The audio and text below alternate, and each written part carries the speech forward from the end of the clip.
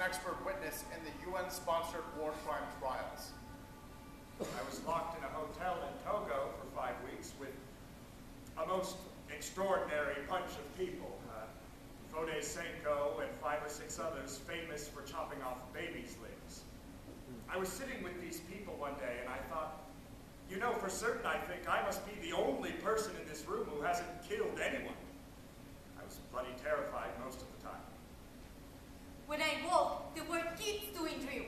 The youngest was 6. It was so exciting. And left, right, left, right, left, right, left, right, left, right. Mukusawa, attention. Murinegesa, Stanaris. Mukusawa, attention. I wanted to join in. During the negotiations, I formed a friendship with one of the guys who'd done terrible things, but he'd been kidnapped at the age of 8 and taken into Liberia to fight with Charles Taylor. He was 19 years old at this time. 3 years earlier, and he would have been regarded as a child soldier, someone to be pitied. But having passed the age of 16, he became a war criminal. The third day, I was allowed to join in. 2 hours marching. Then, how to dismantle an AK-47 and what to do in case it jams. The AK-47 was bigger than most of us kids. So we started with wooden sticks. The resistance army was short in them, so the training didn't take long. He seemed sure that after this, Sierra Leone would return to normal and he could go to college. He's almost certainly become.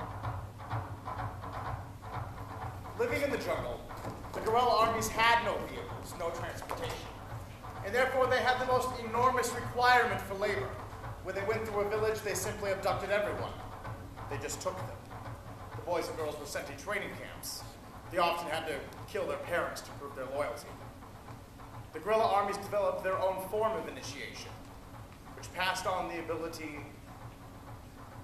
to become bulletproof. They were given various fetishes and told to observe a whole series of taboos. At the end of 3 days, they would be brought back to the initiation grounds, where they would be lined up. 100, 200, whatever. And the witch doctor would empty out an AK-47 magazine at the line.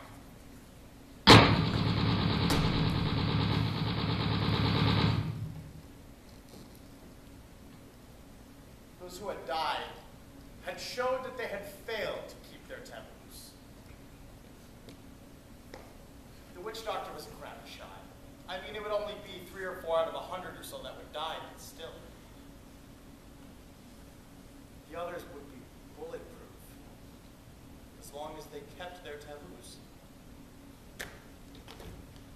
One day, Saleh Saleke, Museveni's younger brother, told us, prepare yourselves. Tonight, you are to attack a government camp. I meant to get some sleep, but would it come? No. I let it go. We waited. I was being eaten alive by mosquitoes, but all I could do was bite my lips. Then it happened. The first rapid fire of an AK-47 that was the signal to kill each and everything in the camp. No living thing was the order. Men and women began running out and dropping in one big mess, still naked, their clothes swinging from their hands, the massive parts of our guns drawn on everything, screaming of the goats and chickens and people. Eventually, silence. Nothing. Then, daylight. We entered the camp.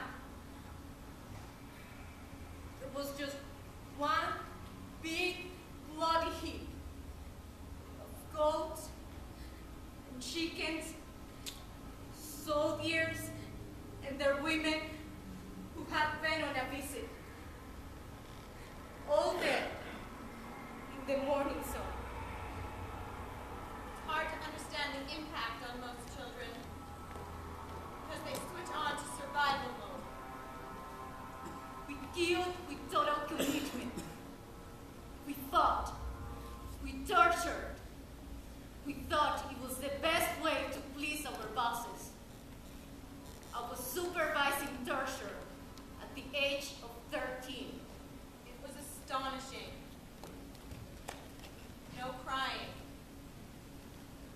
No laughter.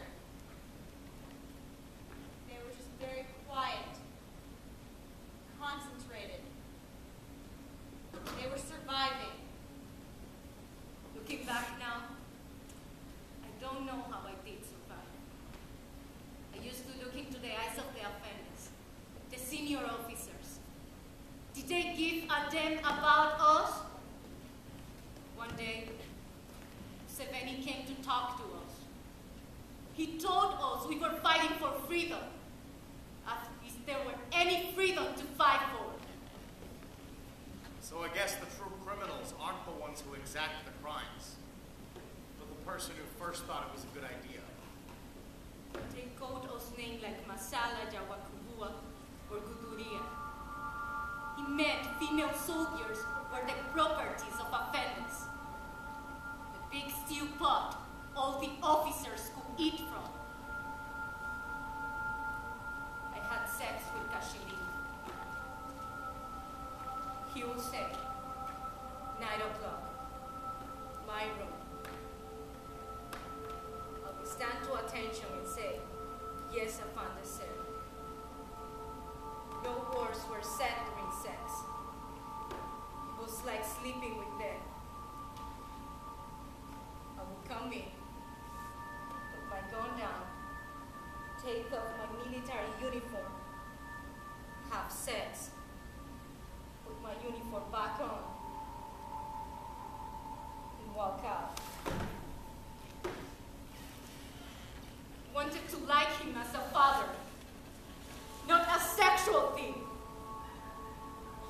Later, when I saw him in prison, this huge man cramped in a tiny cell, I felt sorry for him, but still scared. Sorry, scared, sorry, scared, sorry, scared. Many of my comrades start to lose their minds. Some of them ended up turning the gun on themselves. If you could find a road, you could leave, or you would be a deserter. Majority of deserters brought back or executed by their own friends. We couldn't give them mercy. We had to think the same way. All of us. We increased our brutality to gain more ranks. My epiphany moment came much later than I expected, perhaps. I was 28, I was living in Northern Ireland, and I realized that if I had been born in Crossmaglen or South Armagh, I would have been a terrorist. This is an understanding every soldier needs to have. None of this is personal. The key to the ideology of violence is to see your enemy as subhuman. They're only Jews, gays, blacks, not normal in any sense of the word. Think of them as animals. Look at them.